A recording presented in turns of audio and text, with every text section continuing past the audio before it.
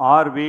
ரஞ்சித்குமார் என்னும் நான் சட்டப்படி அமைக்கப்பெற்ற இந்திய அரசியலமைப்பின் பால் உண்மையான நம்பிக்கையும் மாறாப்பற்றும் கொண்டிருப்பேன் என்றும், இந்திய திருநாட்டின் ஒப்பில்லாத முழுமுதல் ஆட்சியும் ஒருமையும் நிலைநிறுத்துவேன் என்றும், தமிழ்நாட்டு அரசின் அமைச்சராக உண்மையாகவும் உளச்சான்றின்படியும் என் கடமைகளை நிறைவேற்றுவேன் என்றும், அரசியலமைப்பிற்கும் சட்டத்திற்கும் இணங்க அச்சமும் ஒருதலைச் சார்பும் இன்றி விருப்பு வெறுப்பு விலக்கி பலதரப்பட்ட மக்கள் அனைவருக்கும் நேர்மையானதை செய்வேன் என்றும் ஆண்டவன் மீது ஆணையிட்டு உறுதி கூறுகிறேன்.